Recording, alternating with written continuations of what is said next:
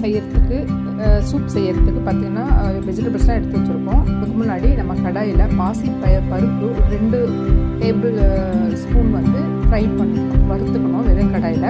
அதை அப்படியே வச்சிடலாம். ஒரு குக்கர் எடுத்துகிட்டு அதில் தேவையான பட்டர் போட்டுட்டு ஒரு பச்சை மிளகா, ஒரு பெரிய வெங்காயம் போட்டு நல்லா வெங்காயம் வந்து பாதி வதங்கினா போதும், அதிகமாக வதங்கணும்னு அவசியம் இல்லை.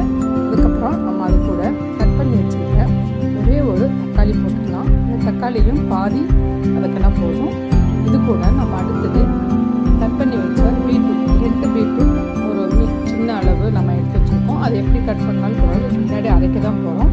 அதை லைட்டாக வதக்கணுன்னு நம்ம வந்து ஒரு 3.5 டம்ளர் தண்ணி நம்ம விட்டுடலாம், 3.5 கப்பு. அது கூட நம்ம அந்த வறுத்து வச்சுருக்க பாசி பருப்பை வந்து நல்லா கழுவிட்டு அதில் போட்டுடணும். அது கூட லைட்டாக ஒரு பாதி அளவு உப்பு இப்போ போட்டுக்கலாம், கொஞ்சமாக போட்டுட்டு குக்கர் நல்லா க்ளோஸ் பண்ணிடலாம். பண்ணிவிட்டு ஸ்டீம் வந்து வெயிட் போட்டு ஒரு 4 மீடியம் ஃப்ளேமில் வச்சிடணும். மீடியம் ஃப்ளேமில் வச்சுட்டு ஒரு 4 விசில் வந்தோடனே நம்ம ஆஃப் பண்ணிடலாம். ஆஃப் பண்ணிவிட்டு ஓப்பன் பண்ணி பார்க்கும்போது அந்த தண்ணி இருக்குது இல்லைங்களா, அதை நம்ம வந்து ஜஸ்ட் ஃபில்டர் பண்ணிடணும். ஃபஸ்ட்டு ஃபில்டர் பண்ணிவிட்டு அதை அப்படியே வச்சுக்கலாம்.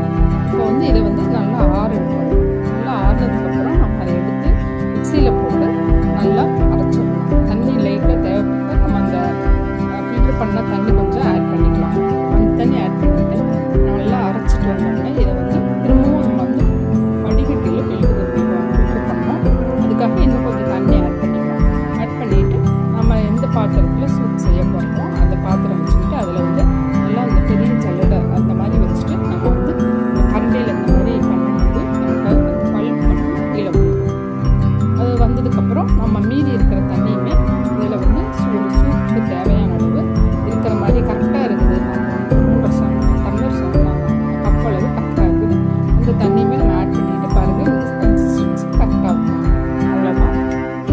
இப்போ ஒரு 3 மினிட்ஸ் மட்டும் ரொம்ப மீடியம் ஃப்ளேமில் இந்த சூப் வந்து நம்ம மிக்ஸ் பண்ணிக்கிட்டு கொதிச்சா போதும், ரொம்ப கொதிக்கணும் அவசியம் இல்லை. இப்போ சால்ட்டு நம்ம டேஸ்ட் பார்த்துட்டு தேவையான அளவு சால்ட்டு, கொஞ்சம் பெப்பர் தேவையான அளவு 2 நம்ம போட்டுட்டு முடிஞ்சது சூப்பு நம்ம